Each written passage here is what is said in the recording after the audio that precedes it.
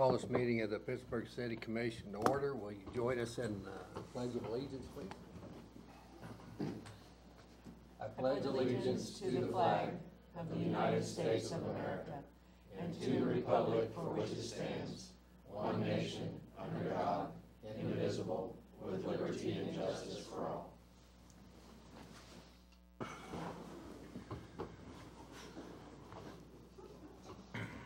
Okay, I'll open the meeting up for any public input. If there's anybody here to speak this evening on any issues, would you come forward and state your name, please? Seeing none, we'll move to the consent agenda. Are there any items to be removed this evening? There's no items to be removed and no questions. I'll move to approve. Second. Have a motion and a second to approve. Roll call vote. Gray. Aye. Johnson. Aye. Ketterman. Aye. Munsell. Aye. Mernan. Aye.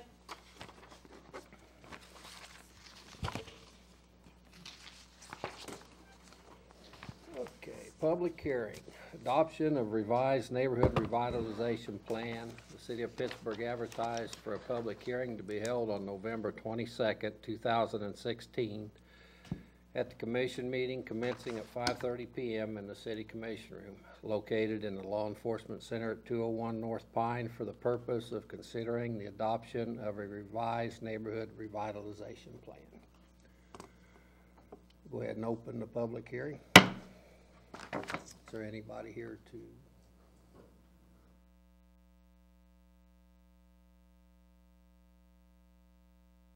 Not, we close the public hearing.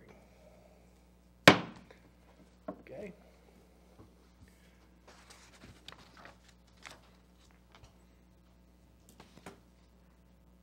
Good evening, Commissioners. Following that public hearing, then what we're going to ask is that you would approve a resolution that allows you to enter into an interlocal agreement with the county and the school district.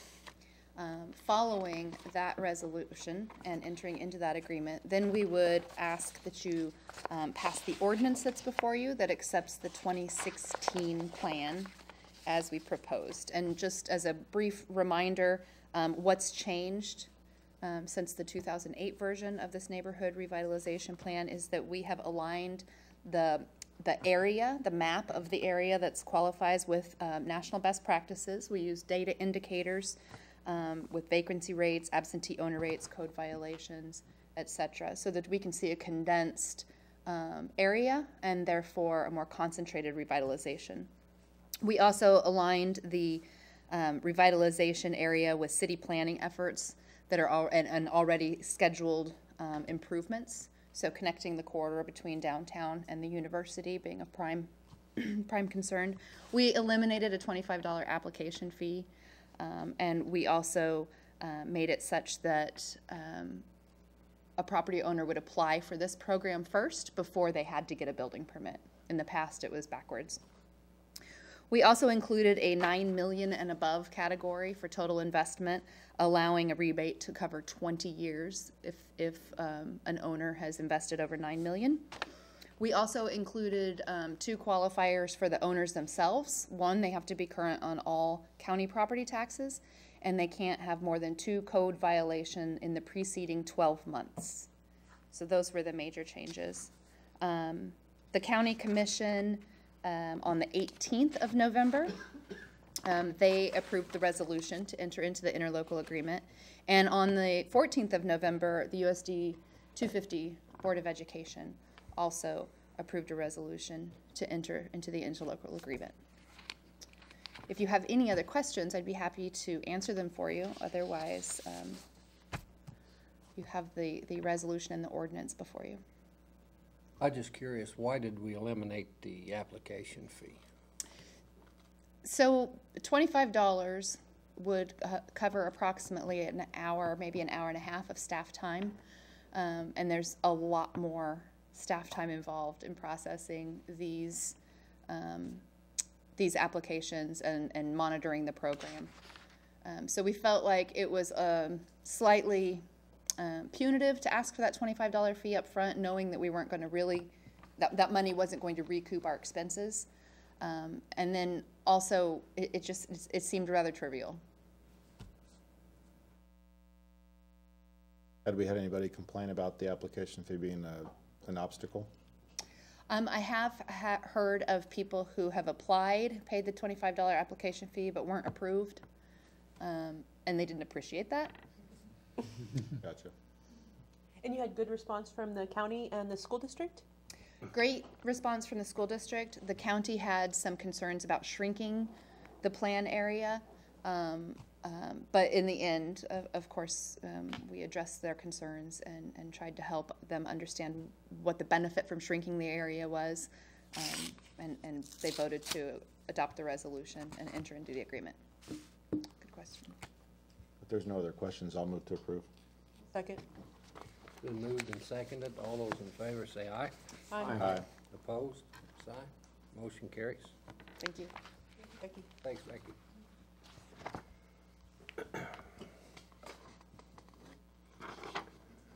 Special presentation, public safety sales tax update. Jamie, Stacy. Good evening, Mayor, Commissioners.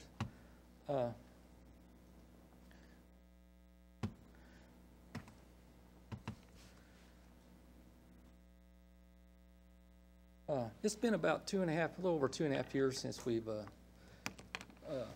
passed the citizens passed the public safety sales tax to enhance public safety in the town. And we thought we'd give you an overview of what we've done so far. Yeah. Oh, wait. Let's see.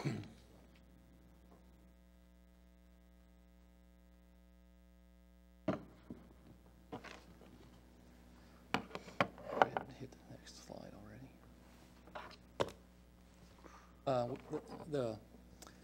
By the vote of the people, it was approved, and it was to begin January of 2014. The first collection was in March of 2014. There's always a 2-month lag with the state on sales tax. The city projected revenues to be approximately $1.8 million the first year, with a growth rate of 1% annually. During the election, we promised to spend the taxes in the following categories: police staffing and equipment, fire equipment and training, crime-solving technology, and emergency reserves. There's like the first 3 years with the beginning, revenues collected, expenditures, and ending cash. Year 1, 2014, was for 10 months. We collected $1.6 million. We spent $1.1 million, and we carried over about $487,000, which carried over into year 2015. And we collected almost $2 million in revenues in 2015. We had a county reimbursement of $50,000, which is for their share of the police package deal. We worked with them. Then we had expenditures of about $1.9 million. Had an ending balance of $615,000. Third year, revenues of, this is just through October, so it's only 10 months of this, 10 months again. 1.6 million. The county was $65,000. That included the $50,000, which is a 5-year payback for them, plus the $15,000 for the annual maintenance on the software. Their share of the annual maintenance on that. So, and then we've spent just under 1.8 million this year, and at the end of October we have 564,000 left. Here's a pie chart of the breakdown of expenditures. Total to date, we've spent just under $4.8 million.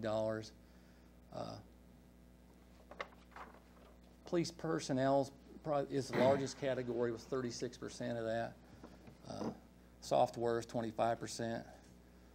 Police equipment 17%. And then the rest at the fire, we had a fire truck was 3%. Some fire equipment was 3%. Training's 2%. Stop me at any time if anybody's got any questions. That pie chart will change as time Yeah, goes on, right, right? right. And We're it'll just- get bigger on the personnel. Right, right. We're just giving you an overview of what we've done so far, Yeah. and the public as well, so if they're tuning in. On police personnel, we've hired 15 positions with this special tax. The breakdown on those positions is a crime analyst, 2 investigators, 2 dispatchers, 5 patrol officers. We've created a narcotics division with 3 narcotics investigators. And we got an IT specialist for the police side, and we got a records clerk. And just this year, since our police department has been doing such a great job of busting the crime people, the county prosecutor was overloaded with cases. So as you know, we brought a request from you guys to let us go on half and half with the county to do a special prosecutor to assist with all the extra casework because the cases weren't getting handled timely. So we're doing a 50-50 share with the county on that. They're paying 50%, we're paying 50% on that. So, and then there's another new one that's going to be coming up. We've had so much increase in evidence that we're going to have to bring on an evidence clerk. We've only got 1 person in evidence right now, and she's overloaded as well with all the extra evidence coming in. So, And just to clarify for those that might be listening, the special prosecutor only prosecutes Pittsburgh cases. that's correct. Pittsburgh narcotics Right, cases. that's correct. Yeah. And Brent, you can weigh in if I misquote anything. Okay. And then for equipment under police, so far we've gotten a polygraph machine. We've equipped our officers with tasers, and we've had taser training. We've bought guns and ammo. We've got uniforms for the new patrol officers that were hired because of the tax. We've bought computer equipment, some patrol. We needed extra patrol vehicles as well. We've gotten that. And this year we're acquiring special response team gear, and we've done some fiber infrastructure to connect with the county, and which will allow us, and we'll eventually be able to hook up with other jurisdictions within the county. So the timeliness of the police information will be a lot better. On the software side, we got a new records management system for the police department with New World. We've got a jail module package that we're co-sharing with the Crawford County Sheriff's Department. We've got a new municipal court software, and we're going to be having a police development software as well. Policy development software. On the fire side, we got a new engine, a fire truck. I believe you were all there when we got that in. We all looked it over. They've got some self-contained breathing apparatuses. Those types of special equipment, breathing equipment, they're only good. Their life expectancy is only for so long, so we have to continually upgrade as they expire. We buy I think it's like 7 units a year or something like that. Bunker gear, we got new bunker gear. We hadn't had bunker gear in a long time. We got a Connex trailer to store some of the firefighting emergency equipment and stuff in it. We got to rescue Randy. That's for the EMTs to train CPR and that type of things with. And then we got a forcible entry door. I know that sounds kind of silly, but it's a mechanism that allows us to train the breakthrough doors to fight fires and stuff like that. Fire's also done a lot of training since we never had the funds to do all this training before for our fire guys. They've done driver operator training, ropes training. They've gone to fire school. They've done inspector training, escaping violent encounter training, and then trench rescue training. And these are just examples from just this last year of what they've done. That's just from 2016.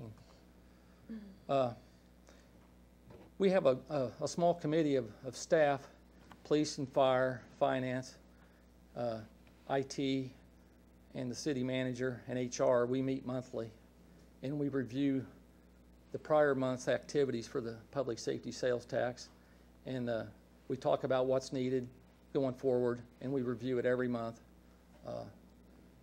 for about an hour or so. Then we also update the city website with what we're doing with public safety as well. And the current website is www.pittks.org. And over to the left, there's a little tag that says Sales Tax at a Glance. If you click on that, it'll take you to the prior month's activity, and it's continuous. It's not like just 1 month. It's from the date of inception to where we're at now. So There's multiple charts, and it breaks it out monthly, our revenues, so you can see the trends. and So. expenditures and what's going on. Anybody have any questions? So is this tax set to expire? Does it have an expiration date? Yes, it was a 10-year. We took it. We had a vote with the citizens of Pittsburgh, and it was for 10 years, and it expires, I believe, in December 31st of 2023. So. Okay. So that's still a little ways off then, but in terms of, so like, some of it, like personnel or whatever, like. Yeah. That's an ongoing thing. A lot of the equipment and software, those types of expenditures were what I always say were front-loaded. They cost a lot, and they were on the front side of the sales tax, but then they'll gradually fall off. But the personnel, is going to remain there. So is there I guess, a long-term plan for what to do to maintain that level of? Well, my thoughts are, these are just my thoughts, or my recommendation, I guess, is, show the public that we're good stewards of this tax, and it's used for really good public safety in the community. Which I think is pretty clear at this point. Right, and then we can ask the voters again to renew the tax for a certain period of time at that point. Okay, yeah, thank you. Could you also just refresh for those who might be listening about the other public safety tax Okay. for infrastructure and what that was for and how we're going to be paying it The one off for the building early? and all that? Yeah. Yeah. Back in 2006 or 2007, I can't remember now, but we had a special half-cent sales tax that the voters approved for construction of a new law enforcement center, which we're in now, and a new fire station #1, and a new quint at the fire station. And that was the bonds. We sold bonds on that, and we were paying the bonds with that special sales tax. And that bond issue was originally set to mature September of 2018, but we're going to be able to pay that off 1 year early in September of 2017. So we've got 1 more year to go, and then those bonds will be done, and that tax will come off. Okay. It's a half cent. Yeah, the half-cent. And how much did you say this one was? This one's half-cent as well. Also half cent, okay. Get a lot of compliments on the police and fire staff and their presence in the Mandy community and with Mike this. and their staff really do a good job with managing all this. A lot of people comment on response times and just how nice it is to see officers around. And I don't think people realized what a bad situation we were in and how understaffed we were Right. for such a long time. Very positive. Thank you. Thank you very much. Thank you, Thanks. Jamie. Stacy. Good job, you guys.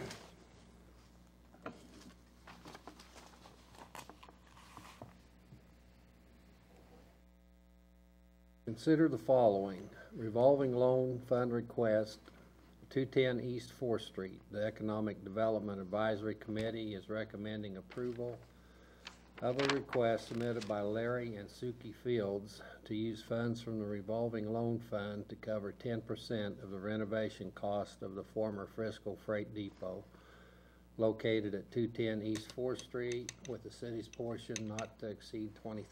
Yeah, thank you, Mr. Mayor. This is a property, you just had the opportunity to tour. The Fields have proposed to turn that into an event center that would replace what Parrot Bay did, so that certainly is important to our community. The recommendation from the EDAC is 10% of the total renovation cost, which are $200,000. So the city's share of this would not exceed $20,000 and would be paid on the back end of the project after the Fields show that they spent the $200,000. So that's a recommendation from the EDAC before you this evening.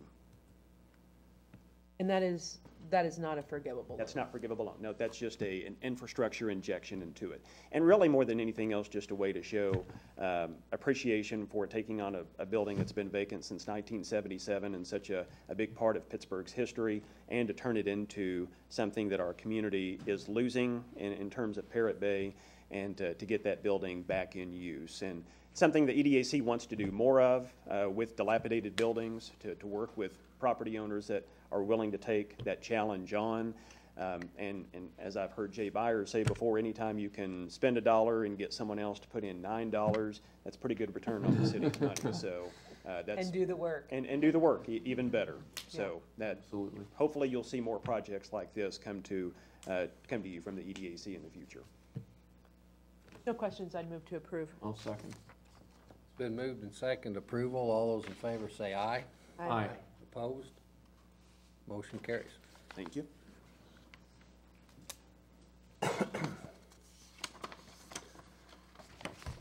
Economic Development Service Agreement. Consider approval of the Economic Development Service Agreement, including Exhibit A between the Pittsburgh Area Chamber of Commerce and the City of Pittsburgh, in which the Chamber will perform the services related to location and retention of industrial, manufacturing, and retail business in the city for the year beginning January 1st, 2017 and expiring December 31st, 2017. Mayor, Commissioners, the next two items, B and C, are related. One's with the first one you just read with the Chamber. The second is a proposed agreement with PSU. The combined scope of the two would represent the city's contract for 2017 for economic development services. This has been approximately a 4-month process. It's involved a lot of people.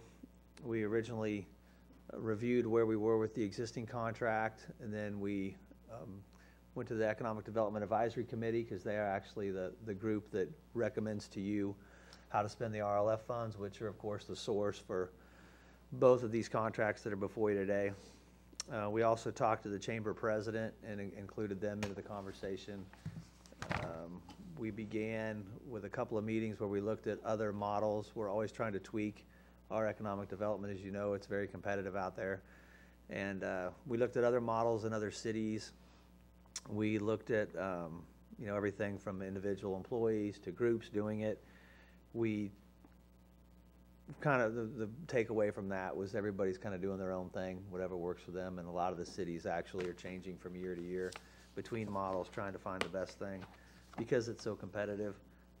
We discussed at length the return on investment to determine what the appropriate cost would be. We went back and compared what we had paid for with previous models, what we're paying for now, and obviously what is in front of you is more expensive than what we're currently doing, so we wanted to be able to justify that cost and see if that was necessary. We also wanted to consider if we had to go out and hire one employee to lead all of this, what that salary would be, and would it be justifiable to the taxpayers for spending that kind of money. So we did an extensive return on investment with that, and that's where at some point you'll see some articles and some things about the $300 million that was spent in the community in the last 3 years and the 1,000 jobs. That's where that number came from, was a direct result of that research. We negotiated, finally we just got down to what's in front of you. We negotiated the scope with the Chamber, believing that if we focused with existing businesses, their retention and their expansion, that was probably something that the Chamber had showed that they were doing a good job with.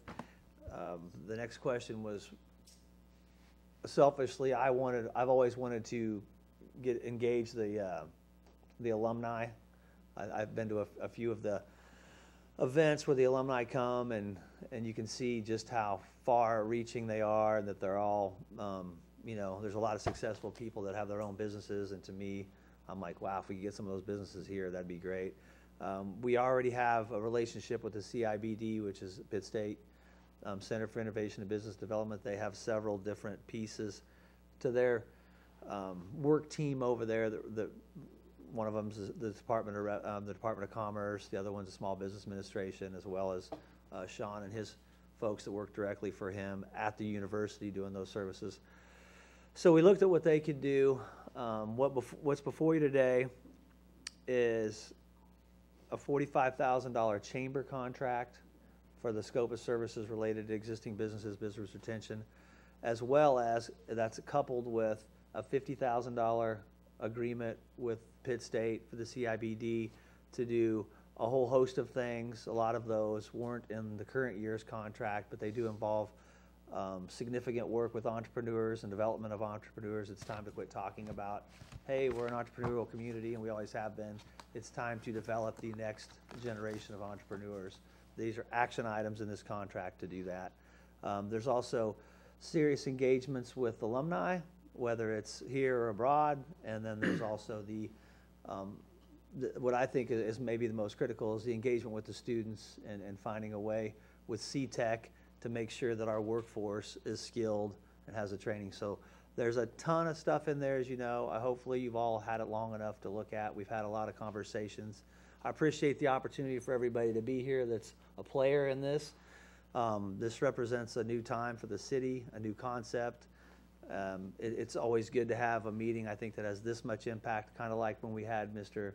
Angelou here a couple of weeks ago. We had 70 business owners or business people in the room listening to his message. I think it's good that this is happening in an open meeting where we can have a good, healthy discussion about what you believe we should do going forward, and hopefully by the end of this evening we'll be able to put it to bed and get on with it, because Pittsburgh, as you all know, is growing and there is a ton of work to be done, and it seems like every year it's a little different challenge. So with that, I'm here to answer questions. I believe everybody that's left in the room that's not staff is here to answer questions.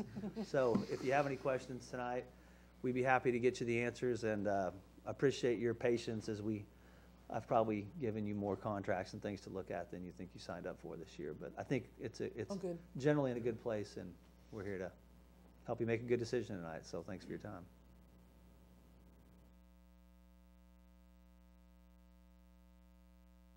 Nobody wants to lead off, I'll lead off. This has been a tough discussion just because I can only speak for myself, so I won't speak for the other four commissioners. Outside of providing basic safety infrastructure for our citizens, I believe this is our top priority, or it should be, as a community, to incentivize individuals to come here, create jobs so our people can get a quality of life and choose to stay in Pittsburgh. If we don't have citizens that want to stay here, then it doesn't matter how good our streets are if there's no jobs here. And so I think those kind of go hand in hand. We've been searching over the last few years as a city, I think, for what the best solution is for economic development. And I'm a firm believer if we could have it the way we ultimately want to have it, I think that the best solution would be to have someone in-house that reported to the city manager and was no different than any other department head, focused on economic development on a daily basis, and it could bring that expertise to Pittsburgh. I think what we found over the last few years is that's challenging. That's challenging not only for Pittsburgh, but it's challenging because of wages and what a lot of those knowledgeable and expert people that do economic development would require from a pay standpoint. And I just don't know if that's going to be doable in the short or long term for Pittsburgh. And so that's why we've looked at these other options that Darren's talked about, one of which was contracting with the Chamber over the last few years. And I think the Chamber's done a great job with some of the items that they had on their plate, things that they're really good at, things that the Chamber does really well in terms of maintaining relationships with existing businesses, developing relationships with people on the advisory committee that recommend economic decisions to us. And I certainly think it is important for us to maintain that relationship and keep the chamber as a part of this process going forward. But I think there were also things that were untapped, things that we were not doing well, both in terms of, or not doing well, but just don't have the expertise to be able to do. We as a city, or the chamber as a chamber, don't necessarily have the expertise and the connections in some of those areas that I think we really needed to tap into. And so I'm excited about the opportunity to get PSU involved in economic development for various reasons. One, because we have 6,000 plus students in Pittsburgh. I know some of them are online, so that's why I'm lowballing the number, Sean. But we have a lot of students in town that come through on a weekly, monthly basis that either don't do anything in town or choose to leave once they graduate. And we should really be focusing on that on a daily basis to try to understand why they're leaving, what they could do for us as a community, and what can we do to incentivize them to stay. And if we're not doing that, we're doing this town a disservice, we're doing the university a disservice, we're doing those students a disservice, because I think that Pittsburgh has a lot to offer. And I think the entrepreneurs that have been here that you've referred to, Darren, show that Pittsburgh has a lot to offer. Pittsburgh can be a great place to grow your business. And we need to show young people that that is possible. So I'm excited about getting the university involved. The difficulty for me, and I know I'm rambling, but nobody else wanted to talk, so I guess I get the floor until I'm done. The difficulty for me was always the dollar amount. And I've had several discussions with Darren, with Blake, with Sean, others about scope and what we were doing. And I think Darren hit the nail on the head. We have to be able to show citizens that the contract we're into is not only just words on paper, but it's something that can materialize into results. And it's finding the balance between paying enough to these organizations to make sure that they have the resources to be able to do what they're saying they're going to do for us, but then also balancing that with not paying more than what we think the citizens should be paying for that service based on what we could be paying someone else, someone internal, other organizations. And that's always been the difficulty for me through these last several weeks as we've been talking about this more in detail, is what is fair, what is reasonable based on the scopes that we've entered into. I've had some conversations with the chamber folks, and I believe that we as a city didn't really understand I think we share some of this blame as a city commission and as a city to not really fully understand what it was going to take to get the scope done that we really needed to get done on behalf of the city. I think we did a good job putting a contract together, but didn't really understand the resources that were going to be necessary to get that accomplished. My hope is that as we open this up into two separate contracts, that now we have a larger army of people who are going to be focusing on this that will be able to get the overall scope accomplished. I know you've proposed a reduction based on what we paid last year. We paid the chamber, I believe, $60,000 last year, and you're proposing $45,000. I do think that the scope is less than 75% of what the scope was last year. But I also, what I'm battling with is the idea that the scope that we had last year probably should have taken more resources than what we actually paid for. And so I guess I'm open to hearing suggestions from other commissioners as to what they feel is appropriate. I'm trying to decide whether a 25% cut in that cost is appropriate or not appropriate based on the revised scope. Again, I'm extremely pleased that the chamber is going to be retained as an economic development partner in this, and I wouldn't want it any other way. So this has nothing to do with whether we want or don't want the chamber. I just want to be able to look at taxpayers in the face and say, I think that what we're paying is a fair price for the services that we're getting. And I think we owe it to them to be able to do that. And if we can do that as a group and approve that, then I think that's what our job is to do. So I think my only question related to that contract, at least at this point, is just the fee. And so I guess I'd open up to see if anybody else has any other thoughts, but I'm okay with the scope that was presented. I think I'd had a couple of conversations in the past couple of days that speak to your point, Michael, about that what we were paying, the services that we were paying for previously maybe were not equal to what we were asking for in the scope of work. And someone had said that with the two separate contracts, it's not like we're taking the pie of the $60,000 we had, chopping it up some way and divvying it up two ways, but that the pie is bigger at this point, because looking at both the scope of work that the chamber has and then what the CIBD will be asked to do that we have in that contract does not equal what the contract with the chamber was last year. Like, it's significantly expanded. So to think in terms of, well, how can we split up this $60,000 seems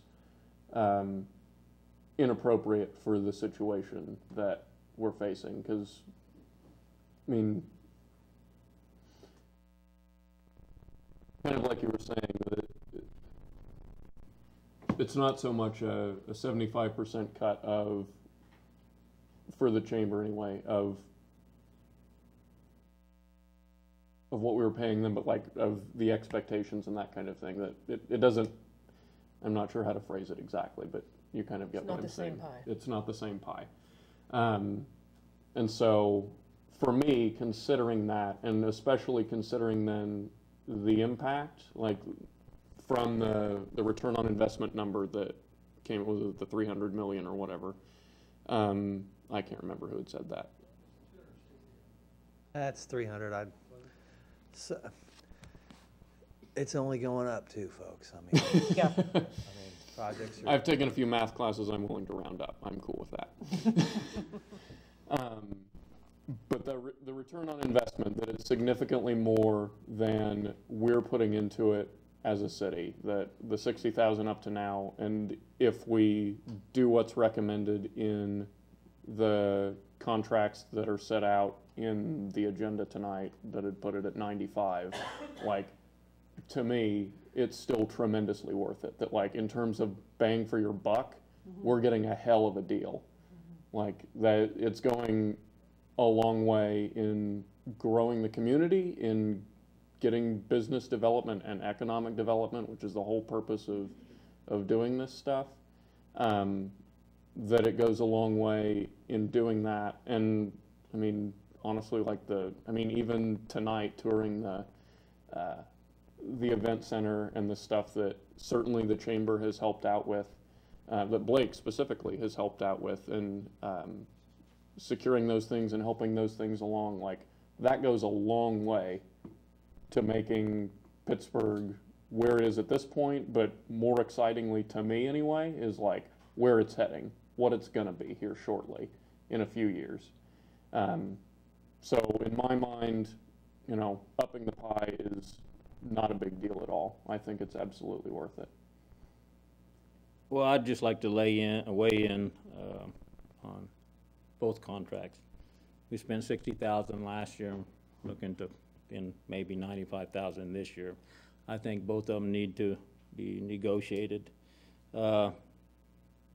We got to realize who's paying this bill. We live in a city where, according to our fiscal budget for 2017, median family income was $31,786. And I know a lot has been done with new restaurants and businesses, expenses that brings the tax base up in the city.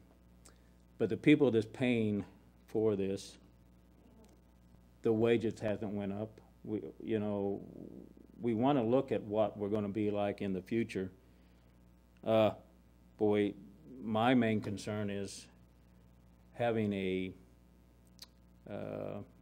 job for people that can raise a family on in our city. And we spend a lot of money on economic development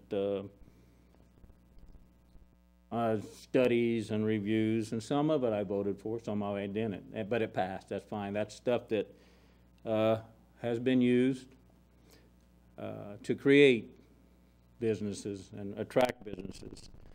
But the bottom line for me is what these businesses are going to pay in wages. And if our wages doesn't go up, it doesn't help the citizens that's paying for some of this or all of this fees.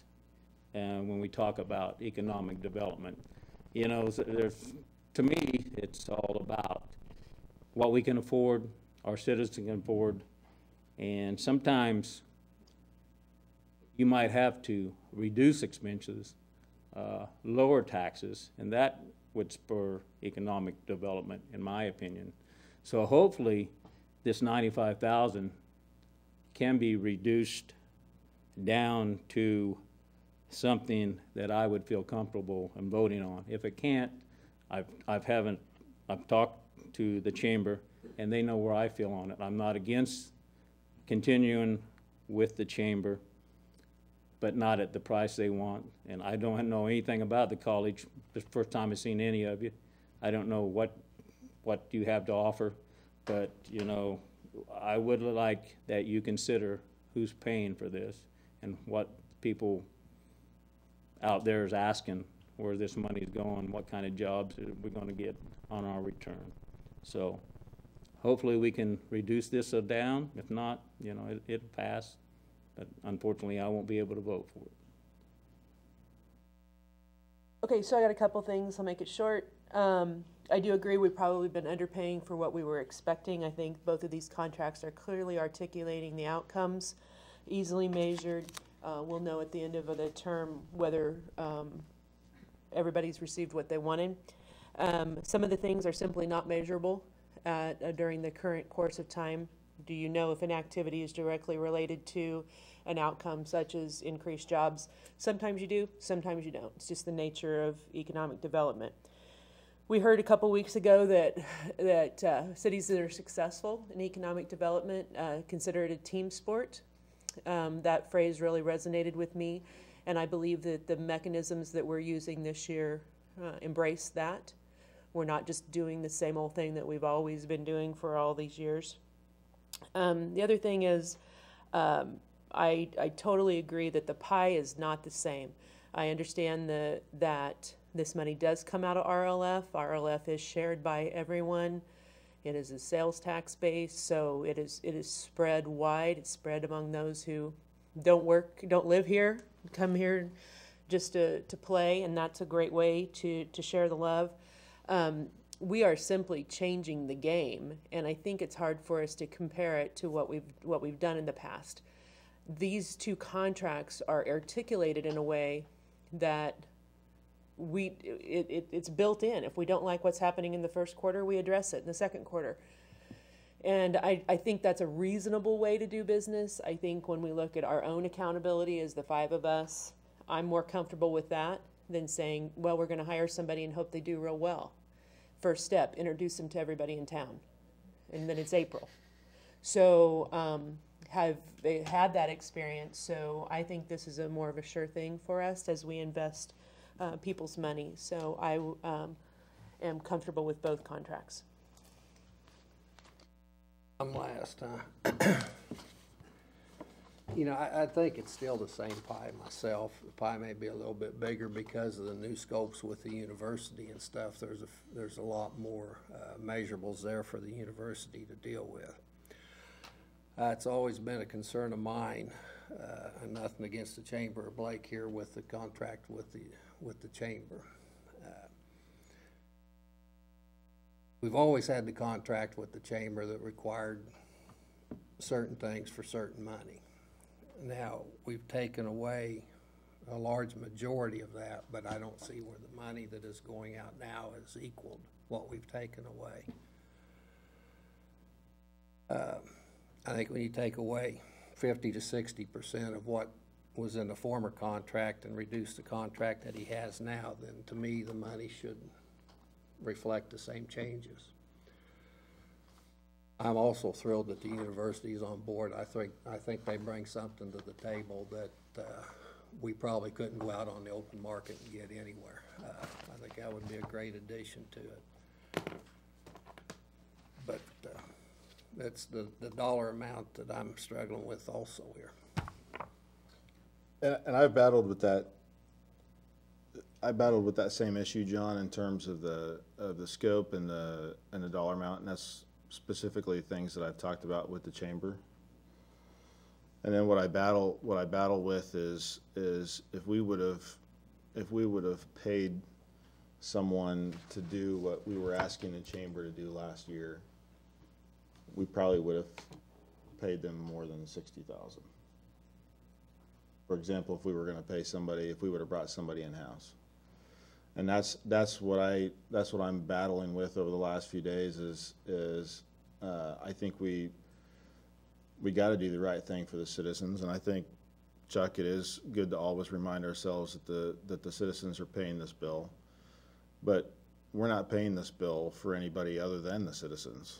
And this bill is specifically to try to grow wealth and jobs. And this isn't to buy toys for a department or to buy duplicate paper supplies that we don't need. I mean, we're specifically, whether it's 30, 40, 100,000, 200,000, whatever it is, I think this expenditure is for a purpose, and it's for a purpose that I think benefits the citizens. So I don't necessarily have an issue with that per se, but I do understand your point. I do think we have to remember that. That's why I think when I was addressing the dollar amount, I think that's why I specifically am battling with the dollar amount more than I would for other stuff, because it is the citizens' money that we're spending, and I think we have to be able to show that what we're getting is the bang for the buck. So I don't know if we're at a point to. Let's vote on item C. I'd like to say, respond to you, Michael. I didn't ever imply that it was for toys. I wasn't trying to mean that, Chuck. I understand that, but I do know that all of us should be held accountable for what didn't happen last year with the contract. We set and had a scope of work. Blake agreed to the terms of the scope of work, and there was deadlines. There were price guides for the industrial market survey. Both the deadlines and the price went past what we contracted. I've talked to the chamber, and I told them that I appreciate what they do, but somehow you have to be accountable. In my mind, we paid $60,000, and I agree with you, John. I think we might have had 50% of the work that we contracted to get done. So, we paid $60,000 for 50% of the work, the way I look at it. I would like to continue with our relationship with the chamber, but I would suggest, in my peace of mind, that this $45,000 be lowered to $30,000.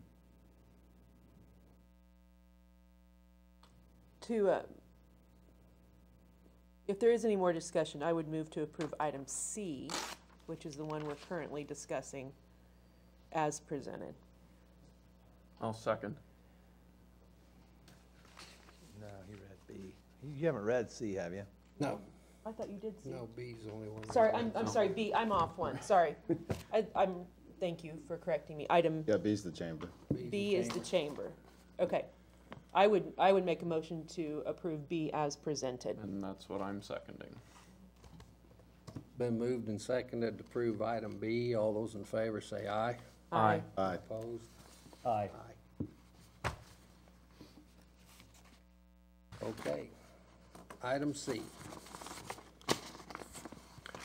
Business Development and Innovation Services Agreement. Consider approval of Business Development and Innovation Service Agreement between Pitt State University and the City of Pittsburgh, in which PSU will provide support to the city to effectively help create and attract new businesses, industries, and manufacturing concerns to the city, as well as more effectively promote the expansion and growth of existing businesses and industries already located in Pittsburgh for the year beginning January 1, 2017 and expiring December 31st, 2017. I have nothing to add. I mean, unless somebody needs me to catch up on what this is. So if there isn't any more discussion, I would move to approve C. And I'll second. Been moved and seconded, approval of C. All those in favor say aye. Aye. Opposed? Aye. Motion carries. Can I do one thing before we all move on to the wonderful world of the code? Next item. I think it's appropriate if I could ask Sean Nacarado with the CIBD and Blake Benson, who is obviously with the chamber, to come up to the mic and just, we don't need a dissertation, but give a little bit of confidence, talk about the new contract that you've got, the one that you've got, and how we're going to approach it, and that we're all going to be moving forward together, and the pep talk that we haven't had yet. I can tell you this, we meet weekly. I meet with all the department heads weekly. Jay will join us. We will meet weekly. When Sean's not here, a representative from his group will meet with us. We will stay on top of this, and I report back to you every week, as you know, and so does Blake, and Blake's report will now be a combination report that will come from both entities, and as well as the EDAC will now be staffed by a representative of both entities. So with that, a couple words. I don't want to put you too much on the spot. No, you're fine. You're fine. And members of the commission, we do appreciate your support. We have Paul Chrisman, our chamber board treasurer, that's here with us, and Paul has been involved in these discussions as well. We do feel strongly that, bless you, the business retention and expansion piece is crucial to not only bringing in those new businesses, but making sure the large employers that we have today stay here and remain here. And we are dedicated not only to those expanding businesses, but any business that is interested in Pittsburgh, we will continue to provide them whatever they need. That takes a different shape with every single prospect. Sometimes they need help finding a site. Sometimes they need help finding financing. Sometimes it's the incentive process.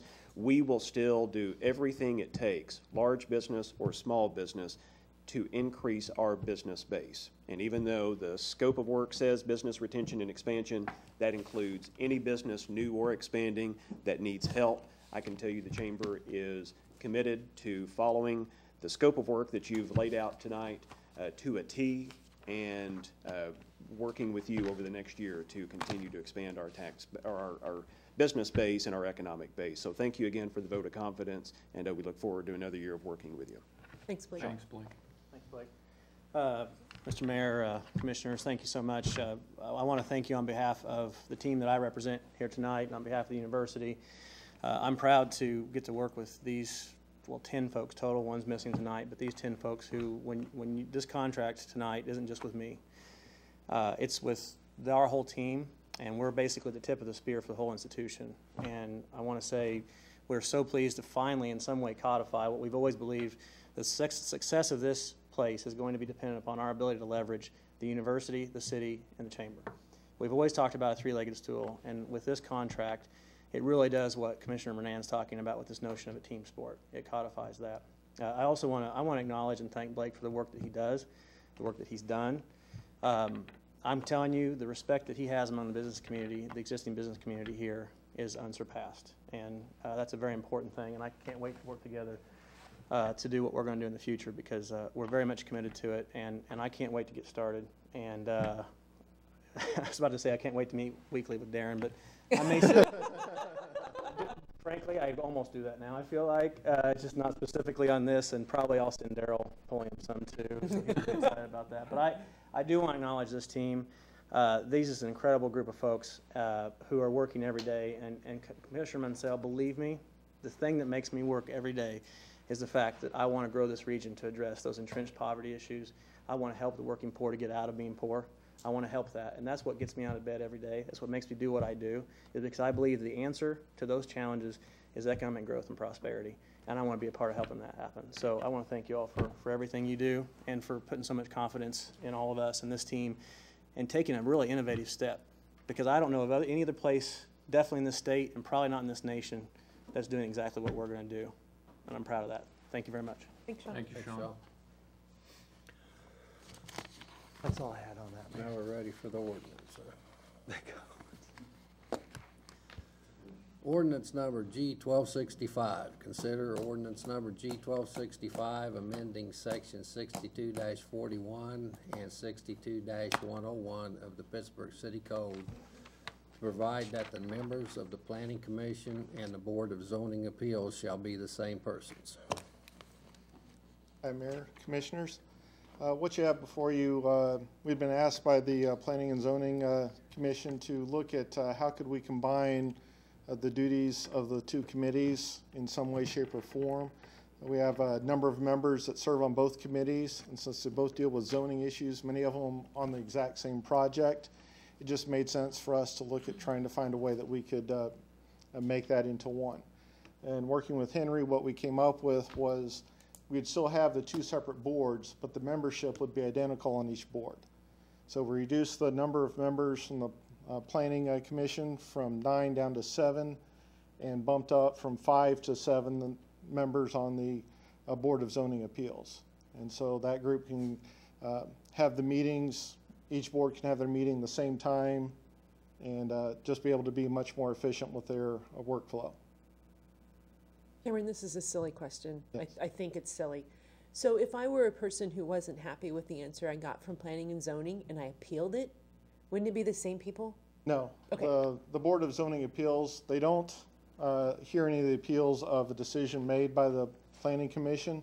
What they hear is, for example, if you wanted to build something and you wanted to be in the, say there's a 30-foot setback and you want to build 25 feet away, not 30 feet away, that is what would go to the Board of Zoning Appeals. It wouldn't actually go to the Planning Commission. They're not appealing, they're appealing the ordinance. Correct. Or like giving, they want like a They want a conditional variance use. essentially, is Yeah. what goes before the Board of Zoning Okay. Appeals. Okay, thanks. So what I understand you're saying is the meeting would happen, both meetings would happen at the same time. Correct, So they would run concurrently. correct. Okay. Sounds very efficient. But I'll move to approve if nobody has any other questions, comments. I'll second. Been moved and seconded. All those in favor say aye. Aye. Opposed? Motion carries. Planning Commission and Board of Zoning Appeals appointments. The first term of Bob Gilmore as a member of the Planning Commission expires December 31st, 2016, and he has expressed a desire to serve another term. The second term of Ron Close as a member of the Planning Commission also expires on December 31st, 2016, and he is not eligible for reappointment. Mike Wilbur has expressed an interest in serving as a dual member of the boards. No discussion, I'd move to approve. Second. It's been moved and seconded approval. All those in favor say aye. Aye. Opposed? Motion Thanks to carries. those folks for volunteering. Thank you. You bet. Thank you. Good job, Cameron. I guess we need to discuss a date for the second city commission meeting in December. The second city commission meeting in December is scheduled for Tuesday, December 27th, 2016. Discussion is needed to determine if the city commission members prefer to hold a meeting as scheduled, to cancel the meeting, or to cancel the meeting and reschedule the meeting for an alternative date. Is there any issues with anybody being here on the 27th? Anybody gonna be out of town, or I'd prefer that family day. issues, or? That works for me. Life is good. Life is good. Yes, we'll keep the meeting as is. Thank you. Non-agenda reports and requests. Mike, we only have one. That's you, And it's Chief. you. Mayor, Commissioners, good evening. I apologize for coming to you in the 12th hour, looking at it for acceptance of a release and hold harmless agreement between the city of Pittsburgh and the city of Scammon. If you remember, in 2015, we got a CDBG grant and was able to purchase, to get a new brush truck to replace our 30-year-old Squad 5. Early on in those discussions, I reached out to staff and we discussed what are the options for the old truck, the existing truck that's 30 years old. And there was a need in the city to use that vehicle itself. There's a place that it can be used. But the skid unit and the rescue equipment that's listed on this agreement, there really wasn't a use for that within the city. At the same time, I was approached by Scammon Fire Chief in the city of Scammon, and they happened to have a vehicle, a truck, but they did not have anything to make it the skid unit. They didn't have the pump and the tank and the nozzle and the hose, and they didn't have any rescue tools at all, which Highway 7 goes, if they ever get it fixed, Highway 7, they get it open again. Highway 7 is right there with a pretty bad intersection. So this is an opportunity that we were able to surplus those items and help that community out a great deal. So what we're asking for is basically the release and hold harmless agreement between us so that we're not liable or responsible for that surplus. I'll move to approve. Before we second that, Sorry.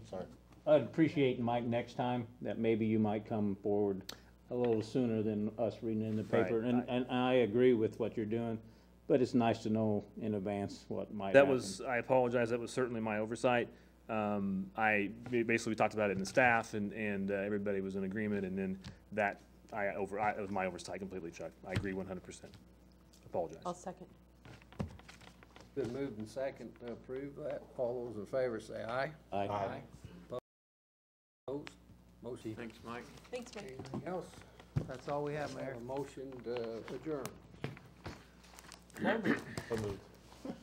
Second.